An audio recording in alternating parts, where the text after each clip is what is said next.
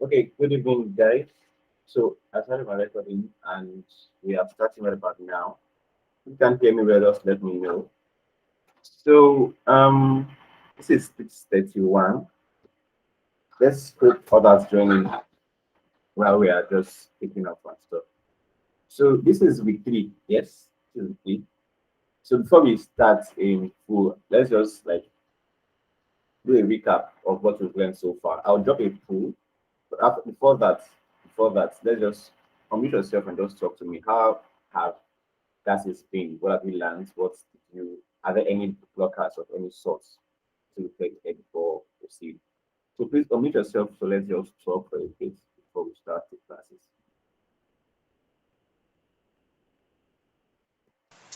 Yeah, good evening. Even better. So just like I said in the group when you asked, Good. I went through the last class we did, and I think where I had my issues, but I won't say it's really a big issue, is with the variants. I think maybe when we start to use them in applications, I will understand. It's not like it's totally, I understood like what you explained in class, but where my own, um, Issue what I is feel is when you are dealing with different applications, how do you determine your size for those buttons, or the way you created the custom buttons? Can you just apply them like the colors and other things, or you have to keep in mind the standard size, just like a style for those buttons, the primary, the inactive, and other things, so that you don't have to change when you are working on different screens or something like that?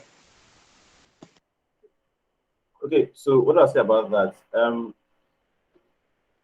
Different applications, different design, different screens have their like standard. So you could say for an iPhone, for example, now you can have like button size of 54 pixels. Let's say 48 to 54 pixels, for example. And let's say for a desktop, you can have let's say 48 to about 64 as well. So different sizes for different screens, and they vary. The important thing that you should keep in mind is things like visibility. So we don't need to hide the buttons because if any user comes into your application and is finding it difficult to see what the button is for and finding it difficult to interact with the button, it's an error. So the most important thing is how big and how legible it is. Is this concept called accessibility? Accessibility is basically the ease with which users interact with our elements of just an application or stuff like that. So there may not be a particular fixed standard, but there are like guidelines. So that's why I made reference to I dropped the links in the last class to design systems of Apple, of Google, and I think IBM as well. So if you want to know the standards for different applications and different systems, you just go through design systems for Google. Basically, I have for Android, design system for iOS, for Apple and Apple products. So that's basically it. Now, for the variants now, once you have been able to set the standards, yes, you just apply components throughout. Then the thing that happens is it's already fixed. Yes. The variance now is I just grouping all the components together with different features. So I can easily just alternate them as you go along. So the thing now is once we start designing like in full, we're able to have a firmer grasp as to how to use the variants and components well. But at now it's just okay to understand the general concept of the components and the variants. Hope I cleared your lab. Yes, we are. Thank you. Okay, thanks. Who else is speaking?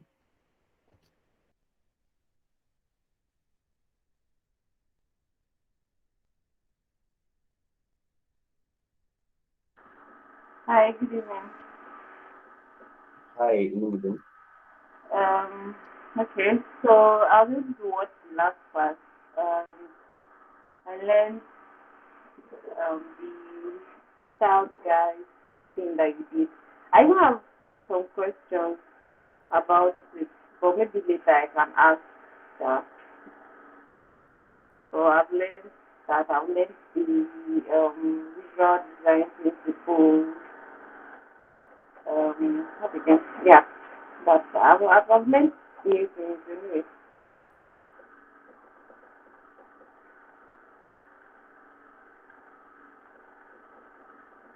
No, I can't hear you again.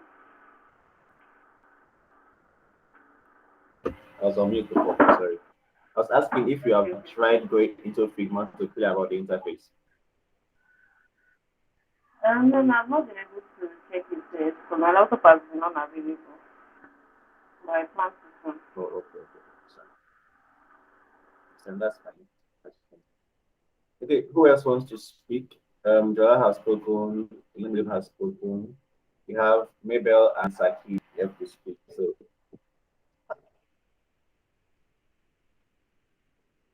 just give us like a general feedback or general overview of what you've learned and if there are any blockers that we could from our own end work on. Because whilst this is an online class, we tend to want to make it as useful and impactful as possible instead of just talking and teaching for an hour and a half, 2 hours, and just going like that. We want to make sure that you are learning something and applying what you have learned so far. So, Sahid and Mabel,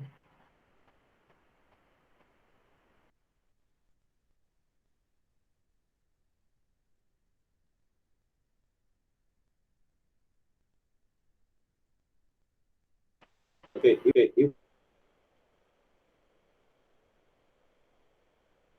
if you guys have decided on your products and if you have, let's just have like 2, 3 minutes to just present it. Let's see what we'll do next after that.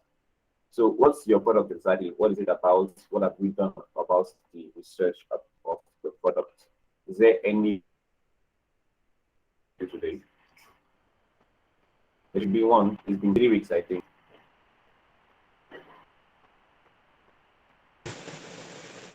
Yes, we picked the medical app. Let me check and do a run through. You could share your screen. Let's all see. I did not really do anything on my own app. We just spoke like after the class that day and we discussed.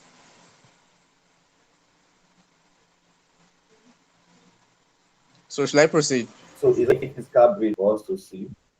Yes, yes, of course. Yeah, there's a brief. The person who brought up the idea updated the what's it called? Document. The Google Doc. Document. Yeah. Let's proceed. Let's see what we have. Okay. So the name of the app is Healthy Me. Yeah. So it's a platform that solves health issues, especially emergencies, and also provides consultation, connecting medical practitioners and pharmaceutical outlets with users. So we discovered that there is also a similar app like that. I think it's called Doctor something. Let me check. But we did a review on Google Play with what people said about the app, and some of us got to know that some of the symptoms they have on the apps are like templates. What's it called? Symptoms. So you just check on the app. If you see something similar to what you are going through, it means this is what you have. And we feel like there is a downside to that. What if sometimes we have some symptoms like malaria and typhoid sometimes look alike? So what if you can say the symptoms you have or chat with a real doctor? So those are the things we feel we can also work with. And I think theirs is totally free.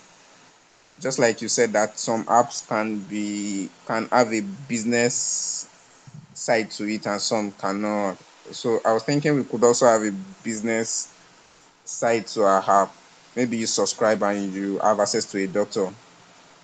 And I think that's the main difference from that other app. And demography, I think from 15 upward, as long as you can interact with an Android system, you should be able to use the app. Yeah.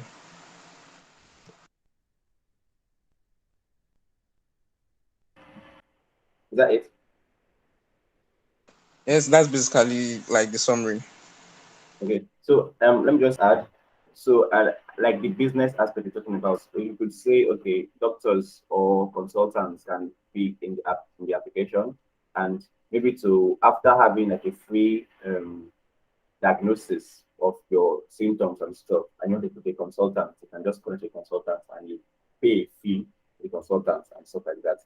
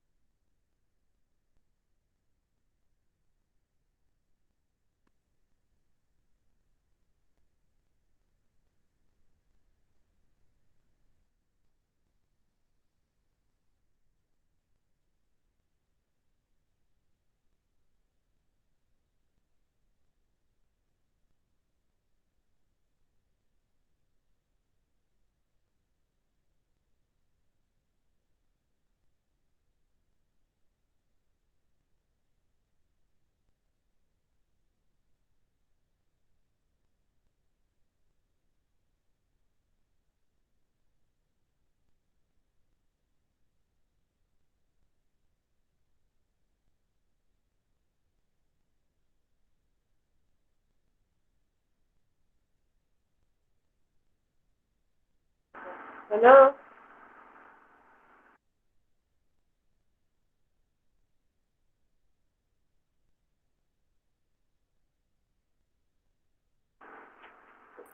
Sorry about that. I'm also disconnected for a bit.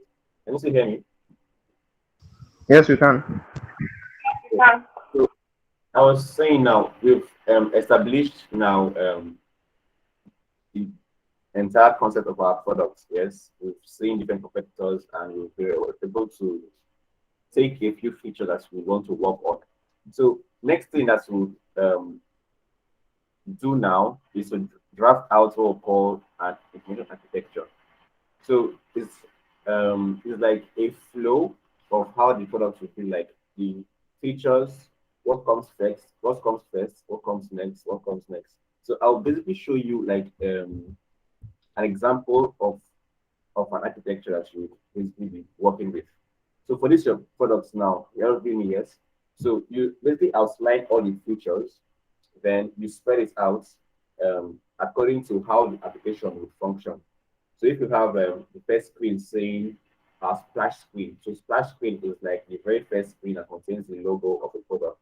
It basically enables the system to load in the back end, but having a facial representation of the products before it loads completely. Yes. Next can be the onboarding screen.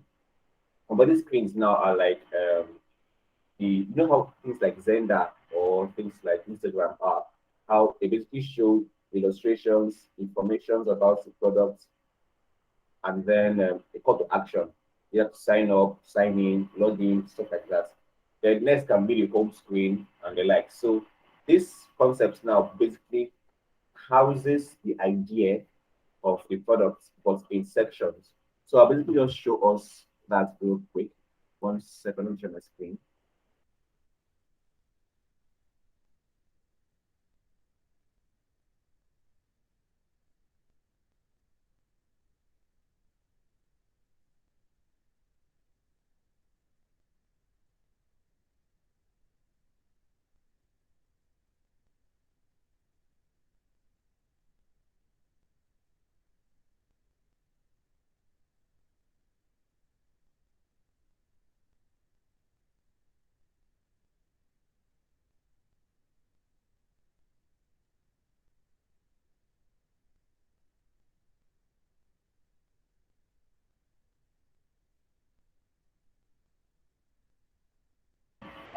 So like you can see now, we have this.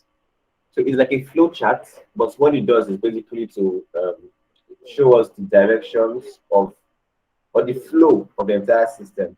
So here we have the home page. Then you have about recipes, videos, and what's released. So instead of doing this, I would really advise have like a small section, or let's say like this now. Then you just write in the features that you want to have. Let's say things like splash screen, splash screen, things like onboarding, onboarding screen, things like home page, things like consultants, things like diagnosis, like profile page, or page, things like let's say what else do you think your app will have? Unmute yourself and talk. What else do you think your app will have? Things like settings, for example, things like contact health worker, something. Having this now is like you're having a list of things that you want your app to have. Now, what will follow is okay, this is your splash screen now. Your splash screen. Then you say, okay, after splash screen, we have onboarding,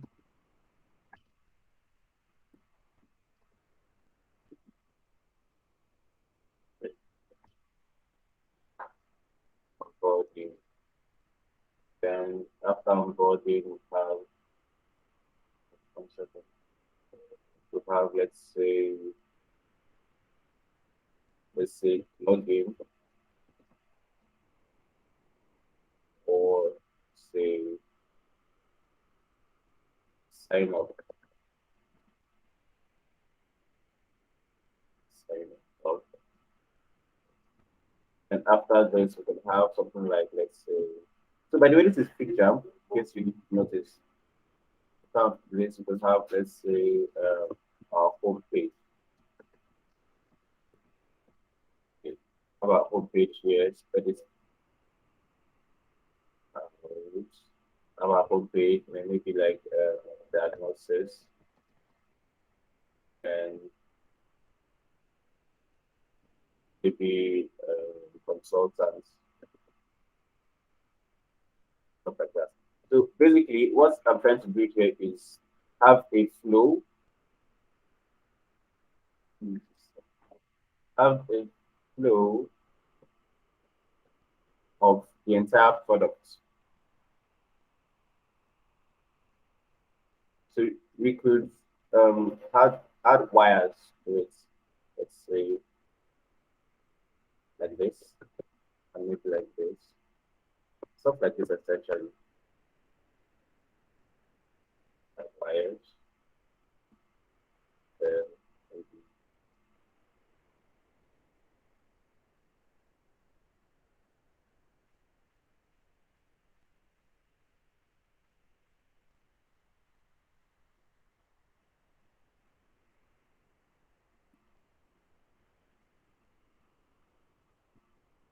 stuff like this.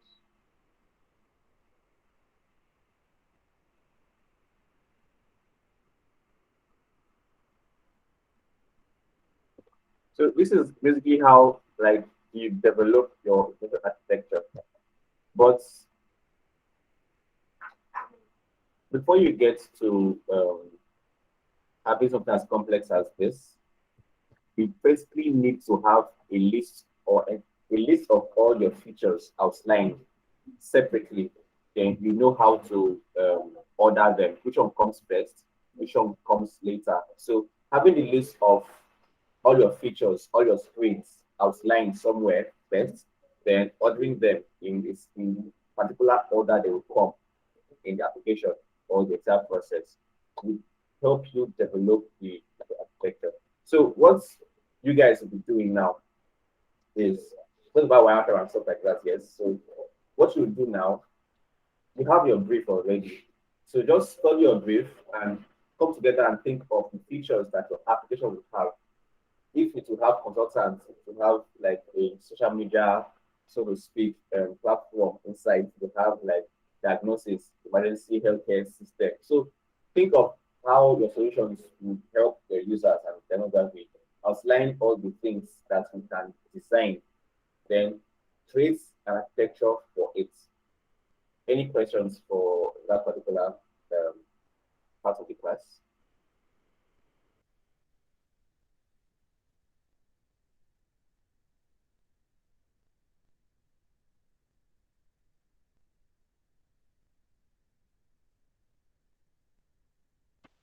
Not from Jola. What about maybe doing Mabel, Victor? Victor just came in, so we we'll give you a recap after this session. So, any other question? Not from Mabel. Okay, so that's that for that. So, Victor, you just came in now. So, basically, what we'll be talking about is what we call an information architecture. So, what it does is like a flow of um, the processes your application will have. So it's like a user flow in quote. It highlights the skeleton of the entire product. So from the home page to the last screen, which may be settings page, or for a particular product now, which is the health limit, this may be your profile page. It basically outlines every single step that you see. So if you have developed your brief already, next thing you do is just highlight all your particular screens, all your particular features that are important to your design. After highlighting them, it should be like an order. Okay, this one comes first, this one comes first, this one comes first. Separated. Now, designing and information architecture now comes next. So what happens is you basically something like this, but tailored to your particular product. So in this case, it's helping me. So what I'll do now is I'll send this link to the community. So I'll send this link to us now. So you just study it in your spare time, come together and just look at the apps and the features your app have, then design an architecture for it. It's here and in the WhatsApp group as well. I'll drop it there. Okay, so what we'll be doing next is it's pretty simple. We'll talk about UX laws of UX. So last week we talked about the visual design principles, yes, and they are not exhaustive. There are a lot of them. People say there are like 12, there are 10, there are 6. So you can just I don't know if I dropped materials for you guys last week, but there are lots of materials online. So this week we basically talk about the laws of UX. So let me share my screen again. Um, I'm sorry, I didn't hear you. You said we talk about what? the laws of UX, user experience. Oh, laws of UX. Okay. Yes, yes. Okay. Let me share my screen and let's just get right to it.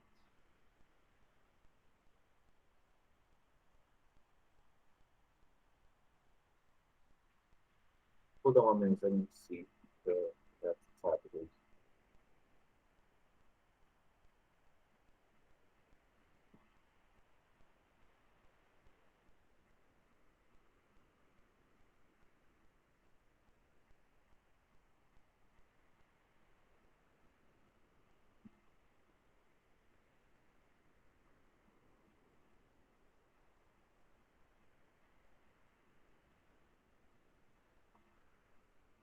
Can you see my screen? It's loading, so I don't know if it's.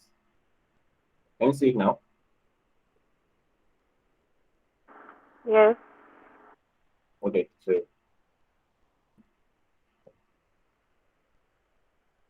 we're talking about the laws of UX, user experience. So most persons will always say this. Sure, there are visual laws, but then if you obey the visual laws and the laws that back the user experience are not there or are not adhered to, you see how to flog product. So I believe in the very, very first class we had, I mentioned a few things. There were like four different laws of UX that I mentioned. Because just to do a brief recap, what I meant to say was the fact that to have a successful product, they need to have at least four things: aesthetics, usability, they need to have function like usefulness, and they need to have like enjoyability. So for aesthetics now, there is this conception that most persons have that if a product looks good, there is a possibility that it will function well. So while that may not be entirely accurate, it's really, really tells a lot. The first thing that attracts any user is how it looks and how it feels. So if you score high on the attraction and also score high on how well it functions, it's a good product. So the first law is basically things like aesthetics. It needs to look good. It needs to look good. There needs to be like a color balance, well contrasting elements, but like entirely properly structured design. So that's for one. And something next thing is usefulness. So no user just comes to a product because of the aesthetics in quote. So they come because they have a need to fulfill. Instagram, for example, now there is this it has a need that is trying to meet, which is like what was Instagram even fulfill? Eradicating boredom or something like that. Something like WhatsApp now, there is this ease of communication. Something like Twitter, there is also ease of communication. Something like Gmail enables us to send mails and attach documents and stuff like that in a more professional way. So each product has a particular um, need it meets. So first is aesthetics. Second is the fact that it needs to be useful. It's not, we don't just come for the beauty of a product. It needs to be useful. So it needs to solve my problem. Why am I here? Next is usability. So while the products now meet my need, yes, can I use it? So what that means is the fact that okay, I have downloaded an application, like let's say a Beg app, for example, or Instagram. Now, is it easy for me to use?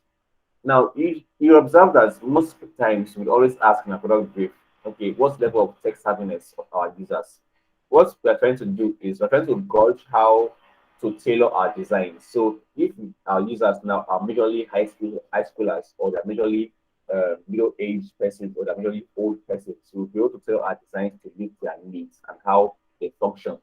So is our product going to be useful to our users? It needs to be key. If we can't make our product useful to our users or usable by our users, it's a poor product. So we have aesthetics, we have usability and usefulness. Next is enjoyability. Okay, so there should be a level of delight any user gets from the product. Instagram now, there's this dopamine surge you get when people like your posts or when you see what you like in Instagram. It should be like it will not be all fun and games in code, but there should be this emotional attraction or emotional relief you get from using a product. I'm using Gmail now to have this meeting. I'm enjoying it because it's seamless. Assuming it's not as seamless as this, may not use this software again. So our product needs to be that as well. Now, next thing is the fact that we are designing for a large pool of persons. So our design needs to be equitable. So equitable in the sense that I wear glasses now. So if I take off my glasses, it's for instance that I may not be able to see well. Yes. Now the design should be such that whether or not I'm wearing glasses, I should be able to see because not everybody wears glasses. You get so, and then in terms of color blindness, for example, now the design should be short such that if the colors that are being used are so um, that they can't be seen by some persons, and it will hinder the flow or the use of the product by some persons, we need to adjust it. Okay, so accessibility now talks about how it can or it should be used by a large pool of persons. So if our design doesn't meet that large pool of persons, it's flawed. So I mentioned five different laws now. Aesthetics, how attractive it looks. I mentioned usability, how easy it is to use. I mentioned usefulness, how it meets the needs of our users. I mentioned enjoyability, the amount of emotional relief any user feels from using the application. Then I mentioned equitability. What that means is that the ability of the app or design to be used by a large number of persons. So going in depth now into the laws of UX. What are laws of UX?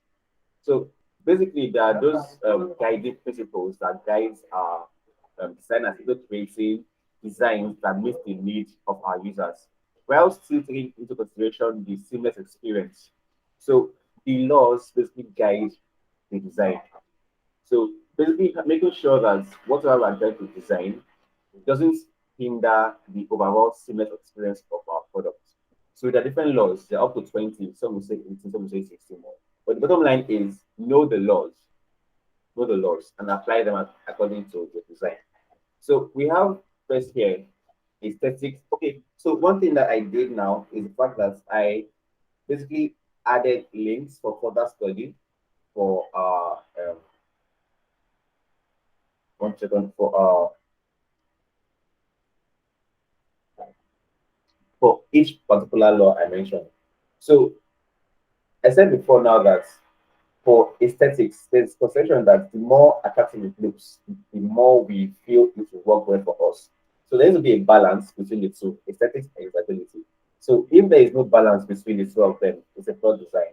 So whilst we are trying to make sure that design looks good, looks great, yes, the function that it's meant to perform should also be performed.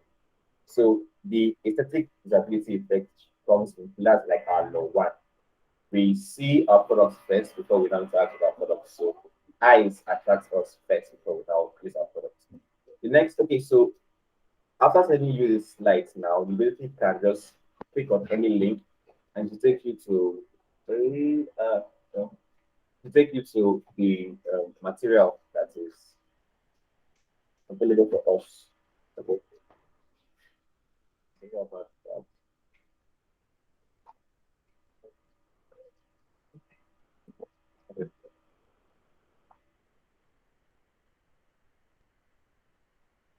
Okay, next is this Doherty threshold law. Now, what it means basically is the fact that we need to shorten the time that our users use to respond to different actions. Now, there are lots of things that go into play here. There is the fact that if the users have more options to choose from, it, it basically increase the time they will take to make a decision. So, and users don't like wasting time. They don't have the patience to waste time on the product. So we need to shorten the time that users will take to perform an action. Then my message really says this thing: if we can reduce the amount of clicks from 7 to 5, do it. If you can reduce the amount of clicks from 3 to 1, do it. Users don't like wasting time on different, like Let's assume you're on WhatsApp, for example, now, you want to send an SMS or a message to a friend really urgently, and you now need to go through 3, 4 steps instead of just going through a DM and just sending it straight up. So, if the Pareto threshold laws, we're talking about the time spent on the responses of every action. So, the shorter the better, essentially. Next is the fifth law. Now, this fifth law talks about how whatsoever the user is interacting with, if it's a button or a slider or anything, there should be the amount that it should be accessible in the sense that I don't need to struggle to perform an action. If I want to click on a button for sign up now, it shouldn't be too small for me to click on. Or I want to click on a button for next page. It shouldn't be too small to click on. So the fixed law basically tries to put things in perspective. If I'm clicking on next, I should easily click on next. I should easily see it and click on it. You see some ads, annoyingly enough, you see some ads on let's say junior page or also download a movie, you see an ad pop up, you see a massive banner and you see a small X to cancel the ad. That is like a very, very flawed design because most users want to just click on the X and cancel it. But now they're trying to click on the X and it's not clicking because the X is too small, the thumb is too big. So fifth law tries to put things in perspective. The size matters. It should if it needs to be bigger, make it bigger. Stuff like that. Um, 1 second. Okay, you can speak. You don't need to speak.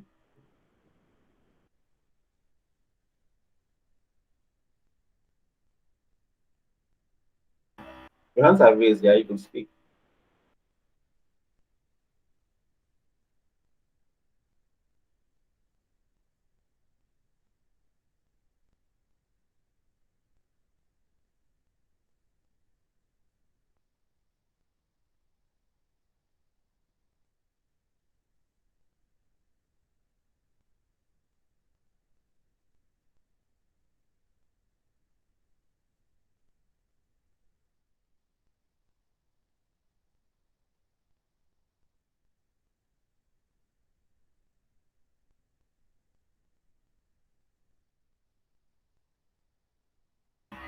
I thought her hands were raised just now. If there are any questions or I'm too fast, just let me know. I'll just give like 2 minutes to for us to go about what I've been saying since then ask questions.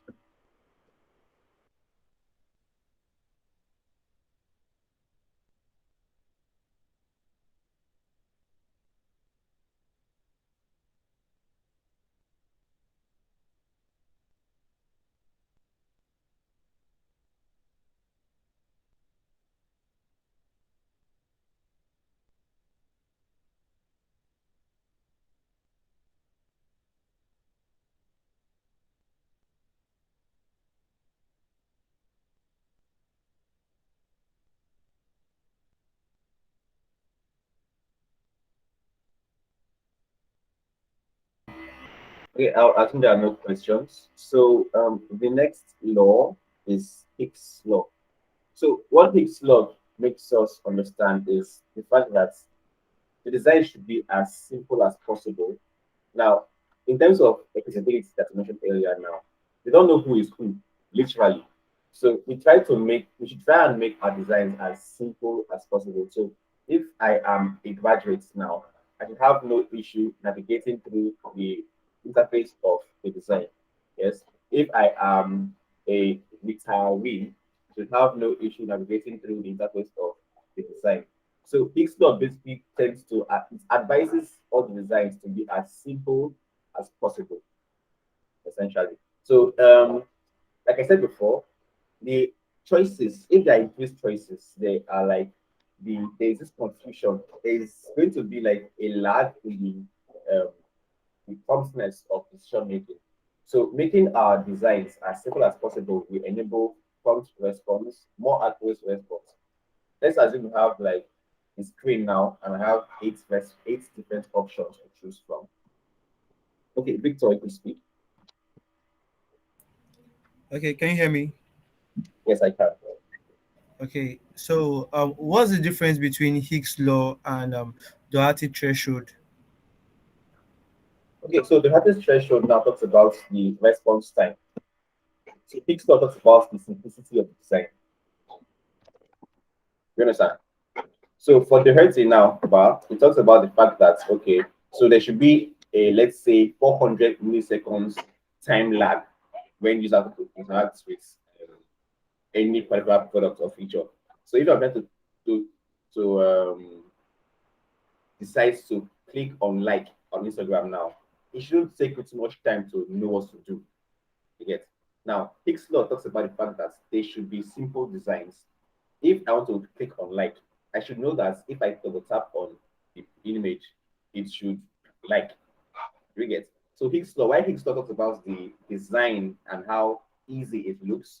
The Higgs law talks about the fact that the time that it will take will be shorter. You understand? Yeah, I do understand. Thank you. Okay then. So let's move on. Are there any other questions? Because we have one more section to talk about before we call it a day.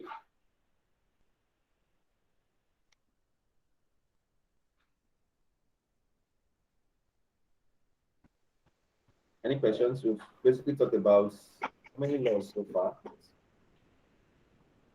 We talked about one, two, three, four laws so far.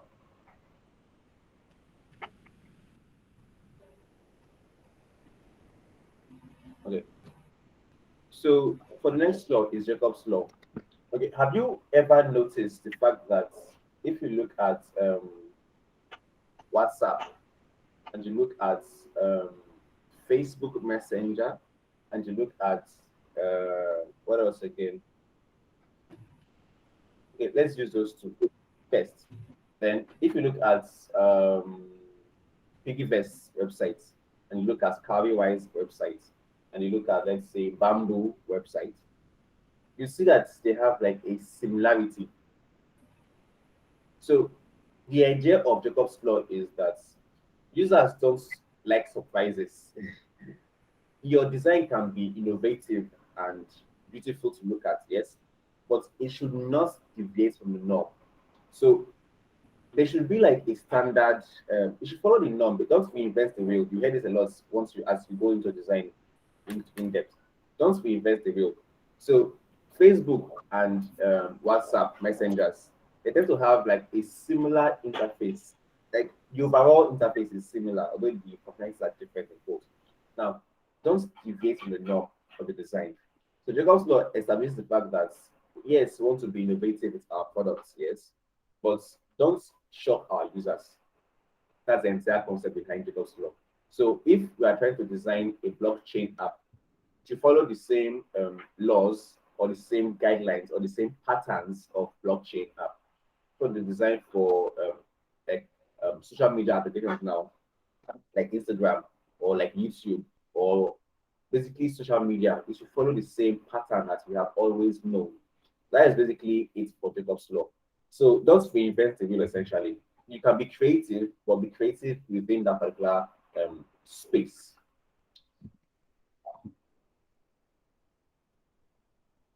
Next is the law of common region. So I mentioned this briefly last week.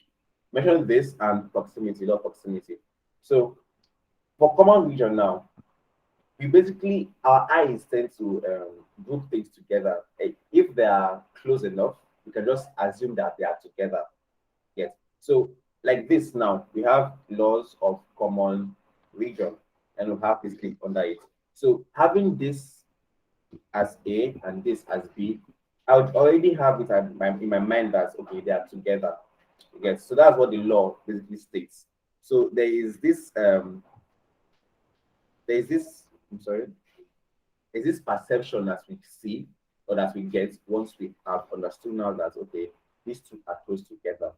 Yes, so that's for that law. Then law of proximity, like I mentioned last week, two entities or two elements that are close together are just assumed to be one. So if you start designing now, you basically apply these laws, proximity, common region, stuff like that. So These are like 10 different laws. I will send you materials for the others. But for the next 20 or 15 minutes now, we'll basically talk about something else. What we'll do now is look at different UIs. Let me share this screen. So let's look at different UIs and talk about the laws that should be and what they should and how they should be essentially. So different UIs have different complexities and how they should be designed. So we want to have like a best practice in our design system or our design psychology as individuals now. So I'll basically show us like let's say 4 or 5 designs and we point out the flaws in them. Then we'll call it a night for this session. So that's fine.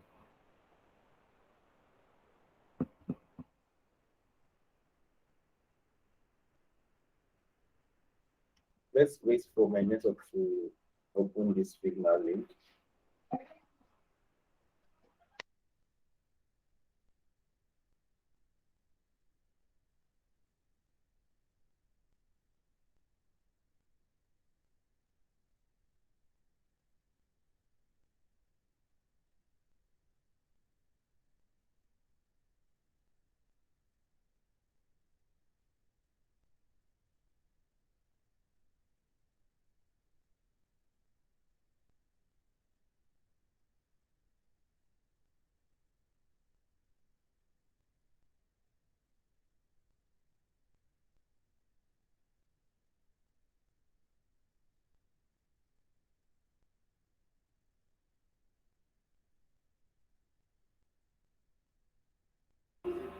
Okay, so we have this now. You see, we have two different um, UIs here. This one and this one. So one is bad, one is good. Now, what is the distinction now? The thing is, last week mentioned things like contrast. Yes, for this particular design, we what we can see here is there is a shadow here. It's not that clear, but I hope you can see it. There's a shadow here, and there's no shadow here. So the difference now, whilst it is a subtle difference, mhm, whilst it's a subtle difference, it's advised that there should be like a small amount of contrast between the image and the background. So we apply a shadow to that effect. Yes. So if you are trying to design a UI now and you have let's wait, you have a frame here, then you want to add an image. So um 1 second please.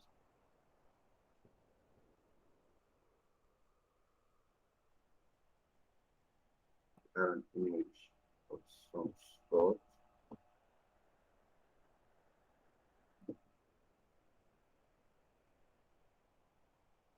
Whereabouts? Let's just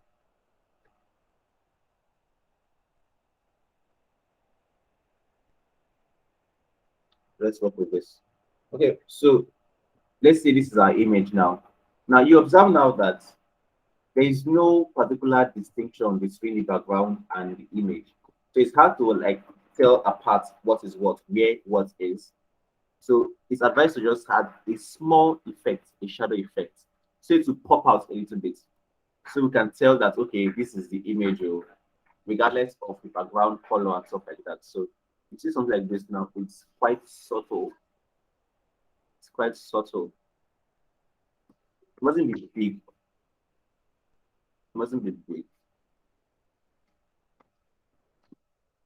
So this one here now tend to have like a better look as opposed to this one now because we see we don't you see how here is white now. We don't know where there is a cut in the circle. But here now we can at least tell to an extent of the elevation it has, stuff like that. So this is a better UI than this one now. So I'll send you a link to a it's like a software for designers. It basically helps designers to grasp errors in design. I'll send you the link shortly. But let's look at like a few more. Now, for something like this is okay. Oh, this one is okay here. Yes, but um, it doesn't look good. You see this error message now. It doesn't. It just doesn't. It's too alarming. Now, if you observe, if you've been trying to log into Google, for example, or Facebook or WhatsApp, you see that usually you have the red line, then maybe the text underneath that is red as well that gives you information of what is wrong with the design or with the password you set, stuff like that. But having it here, it doesn't really bode well for the design. But having it here, like this is the error where the error is, then this is like the error message. So that is like it has a better user experience because as it is now, this is the input field. I don't know what the error is. Understand? It's just that there's a red line that or there's a red color that is showing that oh there's an error. But I don't know what the error is. So having a for a better user experience now, the error color should be there, and then a text that describes what the error is. You see, if you enter Gmail now, they can say, okay, your password or username is wrong. So that's it gives a sense of okay direction. I'm supposed to input this, or input this, stuff like that. Let's look at the third one. Okay. If there are any questions, just let me know as we proceed. So for the third one now, the error here is the fact that we can't have one, two, three camera buttons. It just doesn't work. As it is now, there is no sense of hierarchy.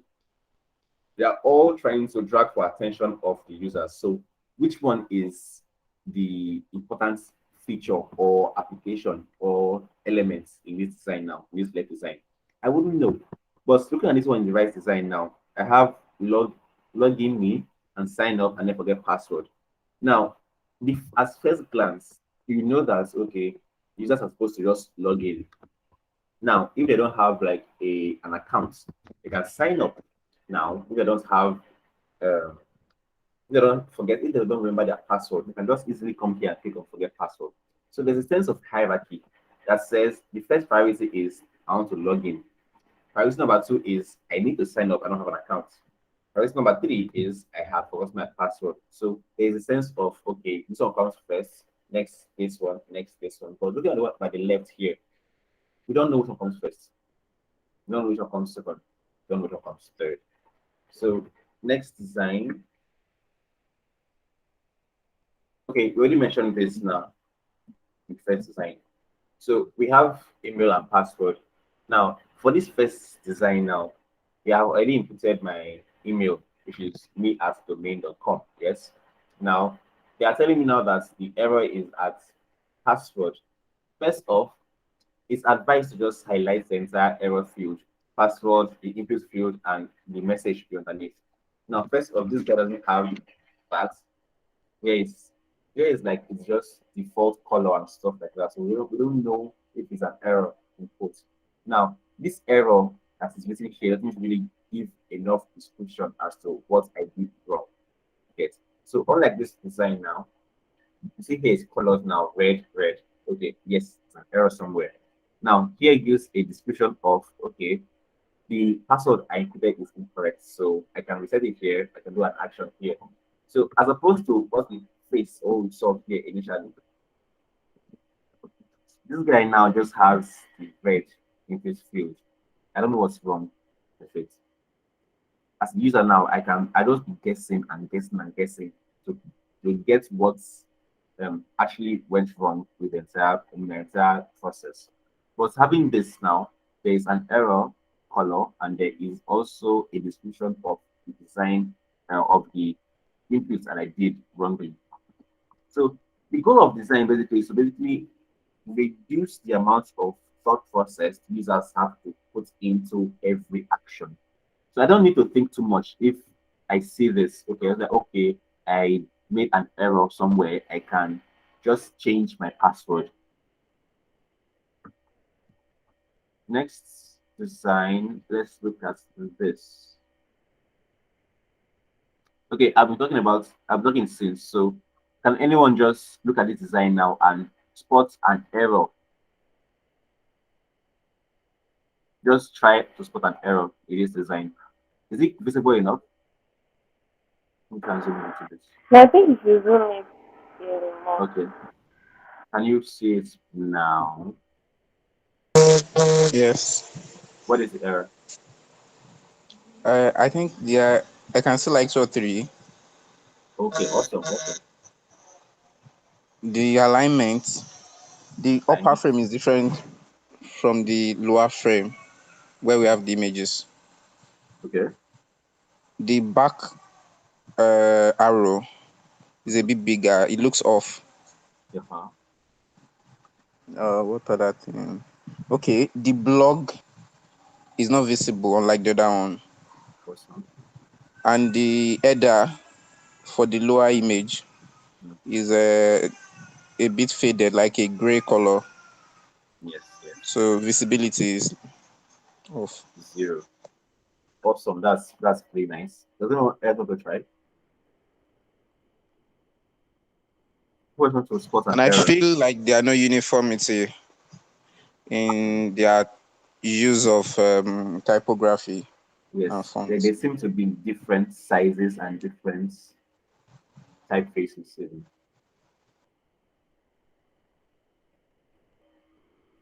That's awesome work you just did. Who wants to go next? Just any error, even if you said it before, just say it again. You know, we do Mabel, Okay. Victor. Okay, We have awesome. said most of them, sir, Say your own but too now. the down part is the same The thing down as part. this. Yeah, the down part, there's a difference. You can spot that, okay, this is like the header of what they are trying to say. In that part of Mhm. the second image, that, okay, this is the header because it's bolder than the text. But the second part is like the same. They look transparent together, so you can't even tell which one is this thing on. It's not catchy. Then the image, I think you are covering it with that text box. So, hello? I can hear you. Hear you. Okay. And the image, so the one on the right, Uh-huh. the image is well contained. It fits the screen more than the second one, the one on the left. Then also the arrow, like you said, Yes, that off. one is just too big. It looks awkward. The one on the left looks awkward.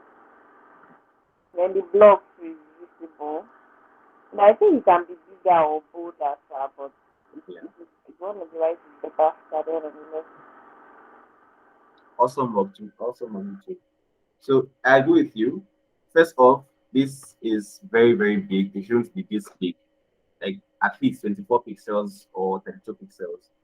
Then this can be bigger. Like I said before, equity, we need to make sure that the users, no matter who they are, what kind of eyesight they have, they can see the important things at first glance. Now, if you compare this now and this like the only like this is just the text is just off here.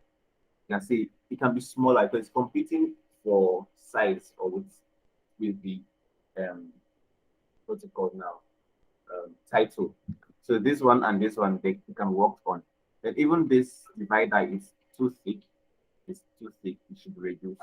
Then for contrast now, we can see this. This is barely visible. If I zoom out, I can barely see the color. It basically almost blends into the background. So it's off as well. And if you observe, this is now like a shade of blue and is now inconsistent. So first off, the sizing between this guy and this guy seems to be off. I mean this guy now. Between this guy now and this guy seems to be off. The contrast is off as well. And this is now even blue. So it's not good at all. So there should be consistency between all elements across the board. So that's basically it's then the image that you guys mentioned. So okay, let's see this guy now. Okay, so the difference between this one now and this one, what do you think? What do you think the major thing is? So we have this input field that says please enter your name. we have this one that says you don't enter your name. So what do you think is wrong here? What is right? I think you I already think the said choice of word First for of the all, yeah. hierarchy. Okay, make you understand. What do you mean by that? Please enter your name Uh-huh. sounds more appealing than you did not enter your name. So there's I don't know if I mentioned it before, UX writing. So it's not our job to do UX writing, but to an extent we have a firm like we should basically have a way of making our user feel comfortable with our designs. So this first one that says please enter your name, like you said now, it sounds more appealing, polite.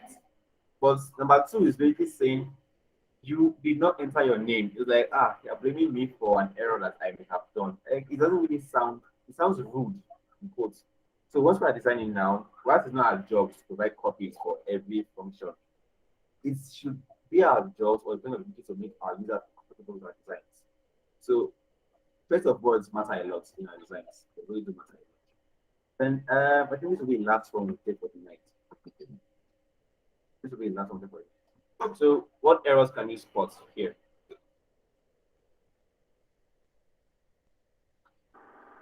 the only one I think I can see here is the pay button. The one that you can't see, that one is not catching my attention. Like the second one, Okay. like colored, yes, that one catches more attention. Mhm. Who else want to talk about it? Go on. So I think just like you said for the other one, Mhm.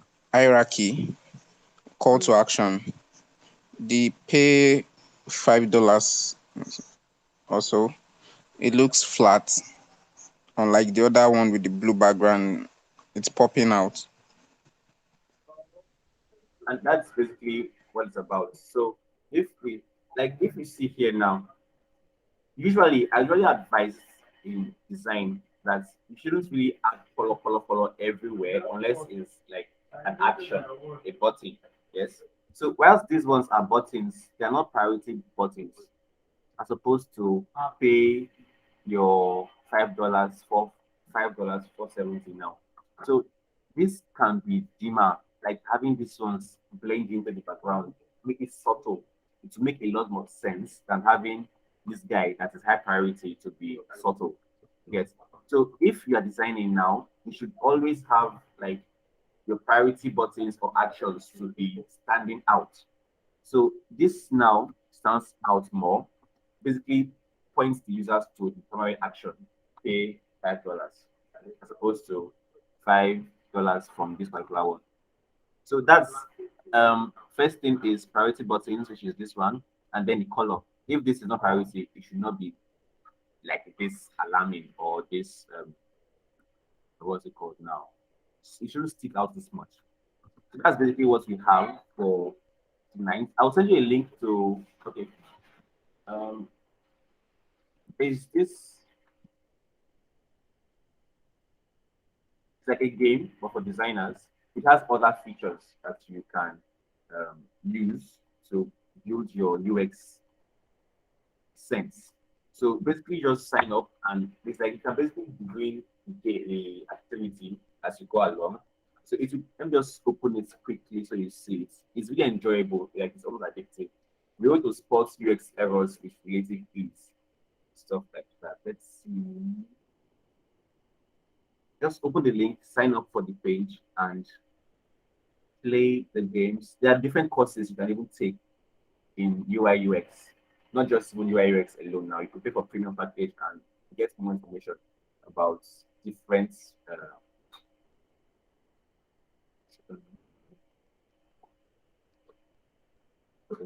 So I've been able to open it. Okay, so this is it. So there are different functions, different courses you could browse through. So one of my favorite ones now is basically the games arcade here. Now there are different games like error spotting. I can't use this account. Hold on one second. Just to show you guys how it works. Let us go for the next.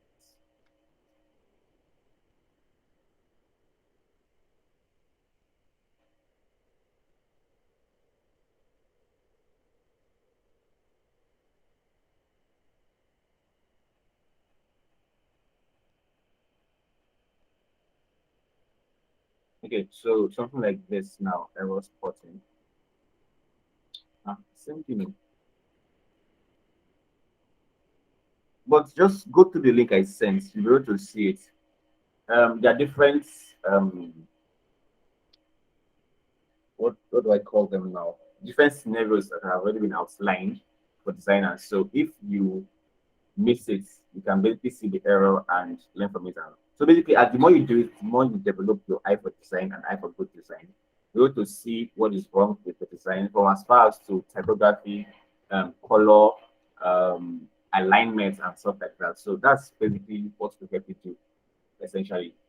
So that's all for tonight. Are there any questions?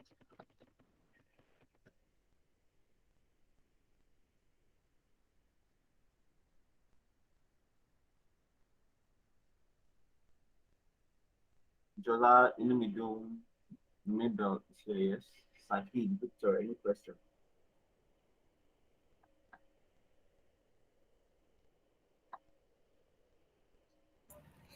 No question for now. So once the video is out, just go through it. If you have questions, send me a DM. But what you guys are working on now is just develop your information architecture. Then after that, work on your wireframe for your healthy meet app. Then then I think next week I can just start adding color and stuff like that. So that's all for tonight, guys. Talk to you guys tomorrow. All right, thank you. Good night.